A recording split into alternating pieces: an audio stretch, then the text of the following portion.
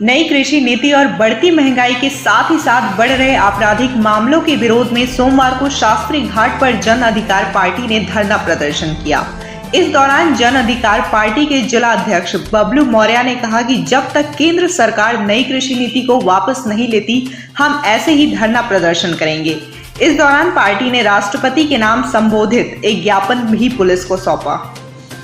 जब तक हम इन सभी सम्मानित साथियों को, इस देश के तमाम शोषित लोगों को न्याय नहीं दिला लेंगे, तब तक हमारे लिए कोई छुट्टी नहीं है। जन अधिकार पार्टी यह कहती है, उनकी लड़ाई हम मजबूती से आधी रात को भी और जहां भी जरूरत पड़ेगा हम लड़ते रहेंगे, क्योंकि जन अधिकार पार्टी संविधान को मानती है।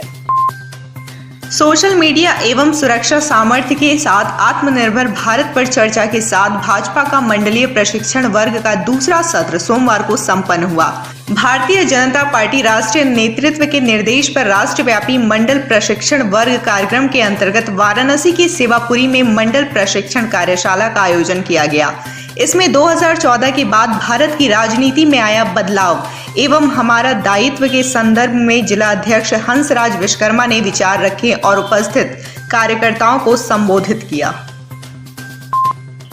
बुनकरों की 15 अक्टूबर से शुरू फ्लैट बिजली बिल को लेकर हड़ताल जारी है। इसी क्रम में चौका घाट बुनकर कॉलोनी में प्रदेश बुनकर सभा के अध्यक्ष हाजी इफ्तिकार अंसारी ने प्रदेश बुनकर समिति के सदस्यों व बुनकर बिरादाना तंजीम के सरदार महतो और वाराणसी वस्त्र बुनकर संघ के पदाधिकारियों के बीच एक महत्वपूर्ण बैठक हुई। इस दौरान उन्होंने कहा कि त्योहार के चलते हम अभी तक कोई आंदोलन नहीं कर रहे हैं, पर हमारी बंदी जारी रहेगी।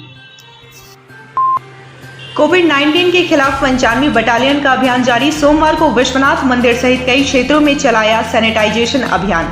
95वीं बटालियन केंद्रीय रिजर्व पुलिस बल वाराणसी का वैश्विक महामारी कोविड-19 के विरुद्ध राहत अभियान सोमवार को भी पूरे संकल्पित भाव से जारी रहा।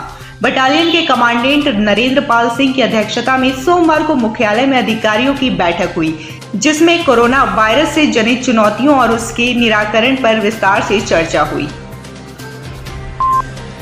कोरोना काल में सजी डांडिया रास की महफिल, बीआर फाउंडेशन के प्रांगण में थिरके युवा। गुजरात के डांडिया रास की धूम पूरी दुनिया में है, पर इस वर्ष कोरोना काल में डांडिया उत्सव का आयोजन कहीं नहीं किया गया। जहां भी इसका आयोजन हुआ वह सीमित दायरों में था। इसी क्रम में शहर के बीआर फाउंडेशन और काशी की बेटी व वेस्टफुल इवेंट की संचालिका सिमरन कौर के संयुक्त आयोजन में बीआर फाउंडेशन के प्रांगण में डांडिया उत्सव का आयोजन किया गया। एसएसपी अमित पाठक ने रविवार की रात सिगरा थाना क्षेत्र और कैंट थाना क्षेत्र की बियर और वाइन शॉप का निरीक्षण किया। इस दौरान सिगरा थाना क्षेत्र के नगर निगम चौकी क्षेत्र और कैंट चौकी क्षेत्र में खामी और लापरवाही मिलने पर एसएसपी अमित पाठक ने सख्ती दिखाते हुए दोनों चौकी इंचार्जों को तत्काल प्रभाव से लाइन हाजिर कर दिया है। वाराणसी में दुर्गा पूजा के बाद अब माता की विदाई का वक्त है। शहर के विभिन्न दुर्गा पंडालों में माता की मूर्ति का विसर्जन प्रशासन द्वारा नियत स्थानों पर करने का सिलसिला शुरू हो गया है। सोमवार को शंकुलधारा पोखरे पर माता की मूर्ति का विसर्जन किया गया। इस दौरान सुरक्षा के मद्देनजर स्थानीय पुलिस मुस्तैद दिखी।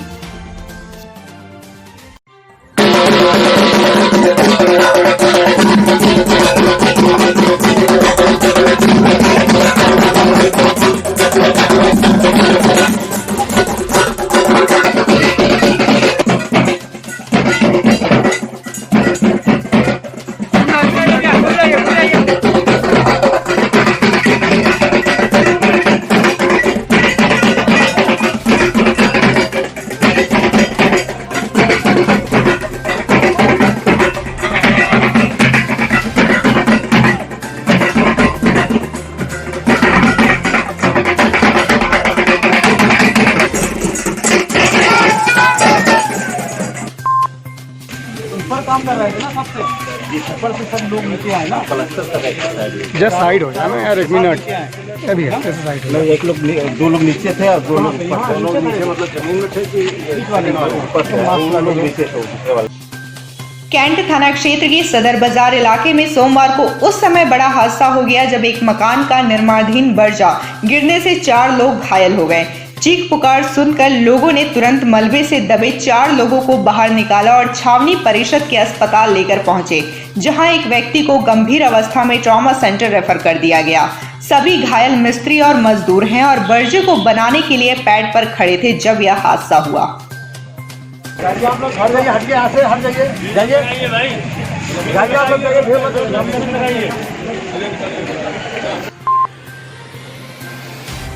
वर्षों पहले वाराणसी में दुर्गा पूजा की शुरुआत करने वाले बंगाली समाज के पूजा पंडालों में सिंदूर खेला की धूम है।